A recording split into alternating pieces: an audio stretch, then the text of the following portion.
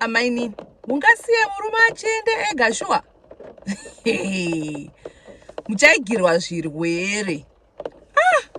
Muchawana atova nemwe mukadzi nemhuri muchinzi muri kuvakirwa imba ikokoko.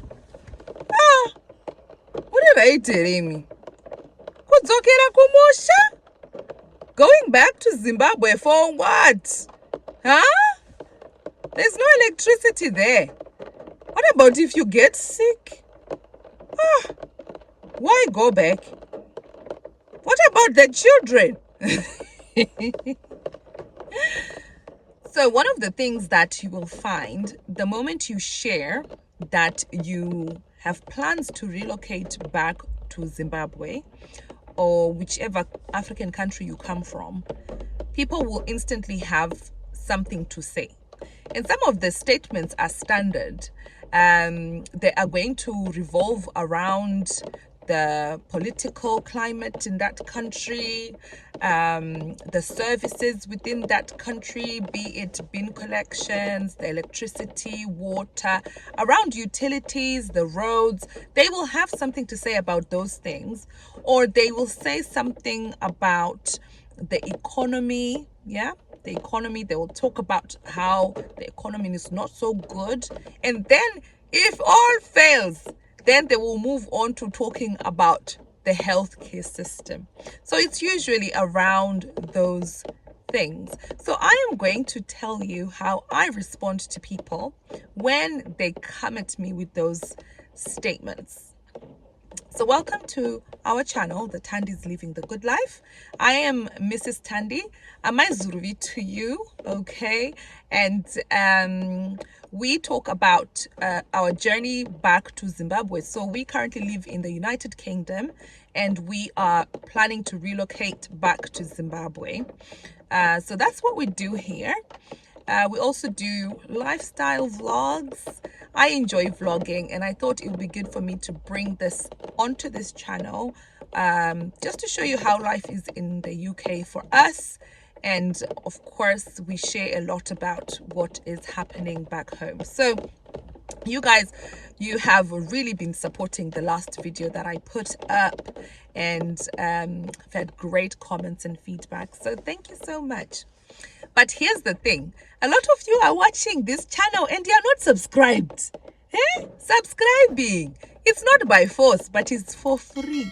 So just hit that subscription button. And I'm also going to teach you how to talk to the algorithm, because we need to talk YouTube algorithm language. So just watch until the end and I will tell you how you can do that. But for now, let's get into the video. So like I said, you will find that the moment people know that you are planning to go back to the country that they fled from, because we know some people couldn't wait to get out, and they hear you saying, actually, I'm making plans to go back and I'm building my homestead or I'm building my home, I'm investing in livestock and I'm doing agricultural projects, whatever you are doing, all of a sudden they come at you with all these things. Well, don't you know that the political climate is not good? Then they will start to tell you all about the politics. All of a sudden they become an expert and they start to tell you all these things about the political climate, what is happening, when are the elections, all these things. And they'll even go in there with corruption. Oh, there's a lot of corruption and there are a lot of sanctions. Like they will use these bombastic and bombastic terms, you know, all these things. And then you have to sort of look at that person and think, okay, you've talked about the politics. There's politics everywhere, and we understand how politics does affect our daily lives and everything and all the different facets in our lives. But I often respond to that by saying, I want to just stay in my own lane. I don't want to participate directly in politics. However, I would like to think that I can bring some support to people within the community that I'm going to be living in. I think if you're going to go there and your main motivation or your main reason to go there is to go and participate in politics, then I think you will then be greatly affected by directly being involved in politics. And after living in the diaspora for this long and experiencing diaspora in politics, there's politics here in the UK, I don't think I want to go back home and start putting myself directly in politics. So I usually say, there's nothing much I can do about the politics, but only support the people in the community that I can. Before we move on, guys, there's a little bit of rain, okay? It's drizzling. Just try and not pay too much attention to it. So that is the politics. I don't know. I would like to know how you respond to that kind of rhetoric, or how you would respond to it. Because I think if you are going to go and start to involve yourself in all these different things, of course, you're going to bring some wahala to yourself, because politics is it's not a child's play, okay? So I don't even want to be involved in that. So I always end up saying, you know what, let those people who are in politics continue to be in politics. I'm not going to say that it does not affect our lives or anything. Of course it does, but what am I going to be doing about sanctions? I'm not in the political arena. I'm not in a place of decision making. Of course, I can do my part and I can go and vote, but even then, after I voted, it's no longer in my control. But that will not stop me living my good life, Kwamsana. It will not stop me planting my maize. It will not stop me living the life that we are creating for ourselves. So it's all about me wanting to stay in my lane. Then, of course, they're going to move on. If that doesn't move you, they move on to the next thing now, which is going to be, but you know that there's no water. You can't just go and switch on water in your tap. There's no electricity. There's always load shedding. The bins are never collected. The roads are really bad. You know, they will find something within that arena to talk about, you know, the challenges within that country and environment. So my response to that, it's a very easy and straightforward.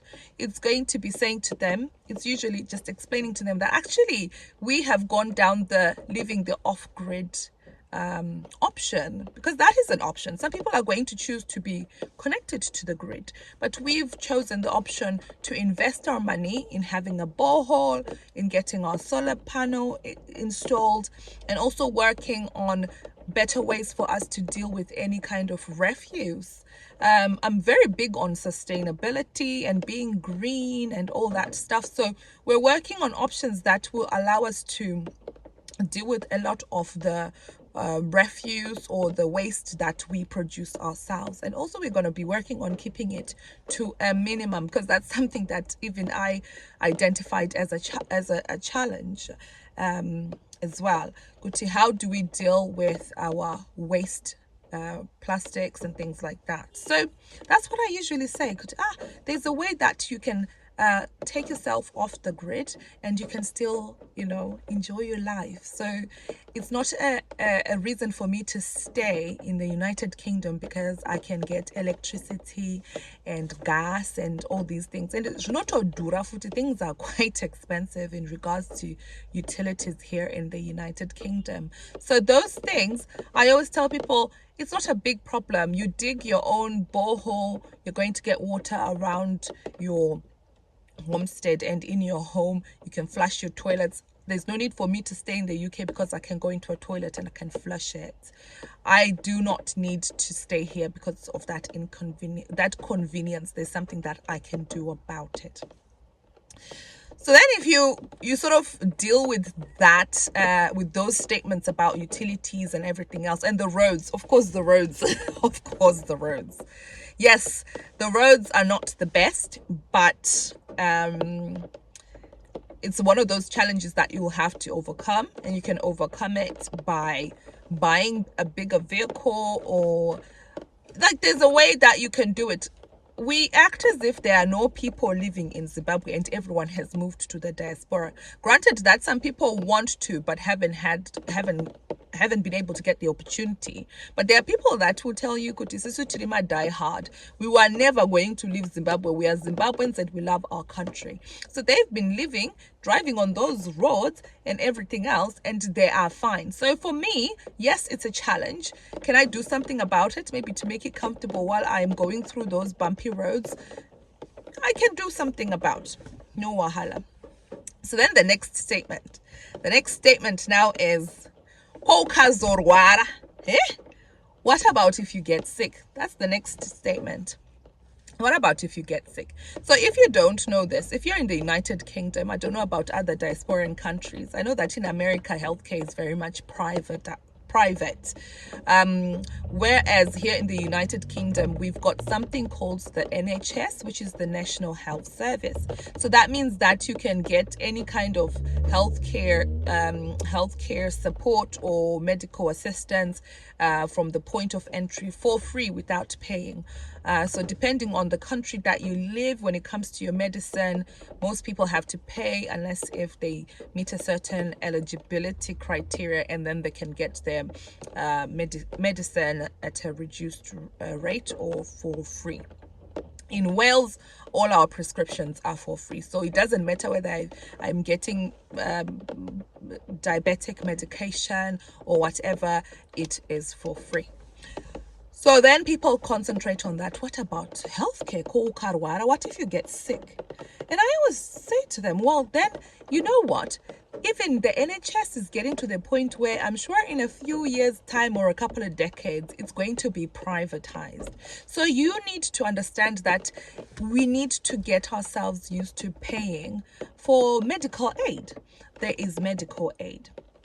And also, I don't know about you, but I see myself living a healthier lifestyle in Zimbabwe, and that should help me to not only reverse certain chronic illnesses, but also manage my weight and also get me to be the healthiest I can ever be. So the goal for me is not to be doing things that will make me sick. I'm going to be eating good food that is grown and harvested in season. I'm going to be surrounded by not just the food, but the environment, the air, being close to my family, and all these things. And those things impact greatly on a person's health and well-being. So the thing for me is not to get sick. And another thing, for most people who've lived in the diaspora, we've got the privilege of maybe having dual citizenship or having the immigration status that will allow us to be able to come back if things really go sideways. Okay, so that is one thing that we have as a fallback. So I don't see this argument about healthcare and what being an issue. So that's another thing. Then we move on to now, in this instance now, when they find out that it is your husband, especially in my case, it's Babatino, my husband, Mr. Tandi Zuri, who has been always going to Zimbabwe to do the building work. Now, when they find that one out, this is where they go into the relationship arena now.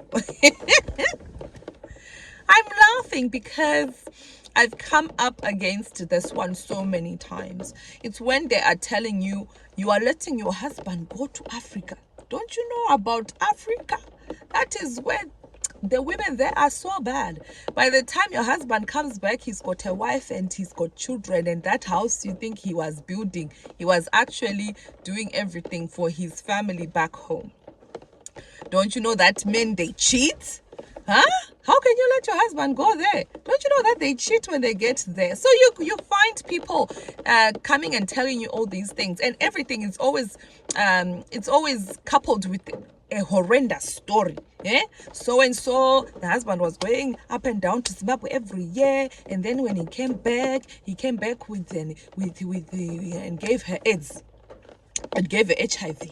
So and so his husband was going there. He married somebody else, and now he's married to this wife. He's, like, there's always going to be a tragic story coupled, premised with this thing of saying, how can you let your husband go up and down to Africa and you're not going? And I remember someone quite close to me saying to me, next time when your husband goes, you should go. Why is it you don't go? But unbeknownst to them, of course, Zurui makes the offer. Like, my Zurui, do you want to go and do the work that needs to be done? And of course, I'm going to say no, because I don't want to take on that responsibility. And also, he's the one who's spearheading everything, and he has the vision for everything, and he understands how to deal with some of the contractors back home. So I was like, there's no need for me to do that. The ticket money that would have been for me, it's better to use it towards the project.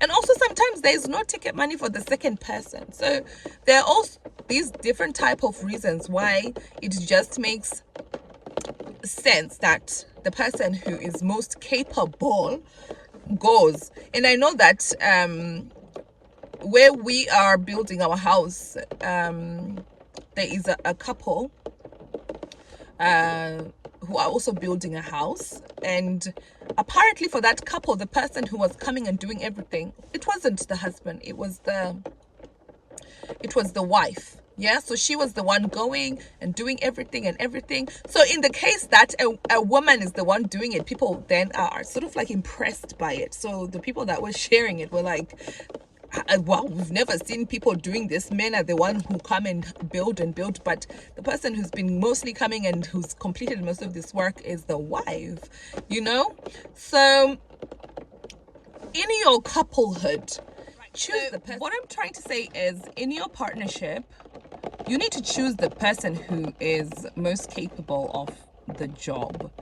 If you're going to have issues with maybe thinking that, oh my god, not issues actually, let me not say that. The best way for you, the person who's gone to do the project, to avoid the other person falling into a trap, especially when people are saying these things about your partner cheating on you or infidelity or whatever, the person who's gone to Zimbabwe or wherever you guys are building your homestead really needs to be a brilliant communicator, a good communicator. And if you're not, those are things you can work on. Keeping in contact and keeping in touch really helps. And it gives the other person a peace of mind, at least, that, you know what, my person went and did what they were supposed to do there. So the best way is just go and do what you have gone to do there and communicate. Communication is something you can learn. We've got so many different types of communication. Even if you go somewhere where there's no signal or whatever, you can keep in touch. I mean, Zuru used to go Pachiborani and he would make phone calls from there, and then he would touch base at the beginning of the day and touch base at the end of the day and send videos, and that used to really keep me. My phone, the storage finished. I know that we were talking about communicating and being good communicators. If we're not, we can learn to be, so that you can give the person who is not coming with you during this whole building project, homestead / whatever you're doing while you're planning for your relocation, so that they can have peace of mind. Otherwise, if you can afford to go together, why not go together? Save up and go together. So those are the things that I've come up against. And of course, people will bring up the whole, well, so have you invested in the country that you are currently living in? Do you have a property? Do you have a house? So they tend to go into all these personal areas. Yeah, that's the last one I need to talk about, actually. So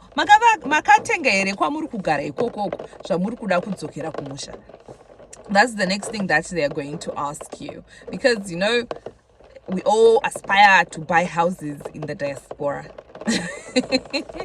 No, we don't. We don't do that. It's not everyone who's going to be able to do that. Even vagari vemunyika munomu vakazvarwa vakabarirwa munomu havasi vese vanotenga dzimba munomu. Do you get me? So everyone's situation is different. So you'll find also people will get into those things, and it's almost like it's a way that they're trying to convince you not to go down this your road, because it's their fear. Maybe they have fears of going back or whatever, so they're just projecting on you, and then at the end of it they're like, amen. So Zruvi and I have 2 children. We've got 2 teenagers at the moment, and people will ask, so what about the children? That is a question that also comes up for us because we've got children, and our answer is always simple. Do you know what? When the time comes, they are going to be grown up to a certain age, and we're not going to leave our children not equipped with the right independent skills and everything else. I'm sure that we are very good parents and we love our children, and we are going to make sure that they're looked after, however that looks like. And also the option is open for them to relocate to Zimbabwe with us. Zimbabwe has great universities. There are also other universities in other neighboring countries. The education in Zimbabwe is still good, but that there are some challenges, but the education is still very, very good. So that's another thing that we come against. All the children, and we address that accordingly. Sometimes I actually choose not to engage. I actually just say, that is what is happening. I don't have a crystal ball and I don't know the future, but I can tell you what I'm hoping and what I'm planning towards. While you are buying your properties here, my husband and I are working on relocating back to Zimbabwe because that's where we want to be. Okay. Yeah, so can you let me know what kind of statements people say when you talk about relocation, and how do you... So anyway, guys, I'm having memory issues. I needed to sort this memory issue out. So I just wanted to say thank you so much for watching this video, and I hope you got some value in it. And I'm going to encourage you to remember when I said I'm going to teach you algorithm language. Yeah, so this is how YouTube works, guys, if you didn't know. YouTube works by when you like this video, it understands that is algorithm language, and you can like this video by putting a thumbs up. Now when you subscribe, moto, now you're speaking bigger and better language. You're saying that I want to be here. And some of you are watching more than one video and not subscribing. It is not by force, no, but it is free, and it helps this channel to grow. My God, my memory is playing up. So algorithm speak. The algorithm here on YouTube only understands subscribing, liking, sharing, and commenting. So when you comment, you're speaking algorithm speak. You're telling the algorithm that we love it here, we like it. Okay, when you like the thumbs up button, you're telling the algorithm in a language it understands, we love it here. And I'm sure you love it, right? When you share the video, you're even telling the algorithm we love it more, we love it, because we are sharing this content and we're telling other people, come and watch this. And so we want people to be sharing. And also when you subscribe, you're telling the algorithm, I've talked about subscribe, like, comment, whatever, all those things, guys. You are speaking algorithm language. So I want to encourage you guys to speak algorithm language. It will do great and wonders for this channel because we want it to grow. And now I'm having space issues. I need to sort out this thing now. And I can do that with your help if you come and you watch the content. You don't skip the ads. Don't skip the ads. That's another thing. Don't skip the ads. And most of you are watching things on this channel and you're not subscribed, so please subscribe. I will catch you in the next video, which should be on Friday. And yeah, take good care of yourselves, guys. Take good care of yourselves and your loved ones. Check in on each other. Life can be very lonely in the diaspora. I'll see you in the next video.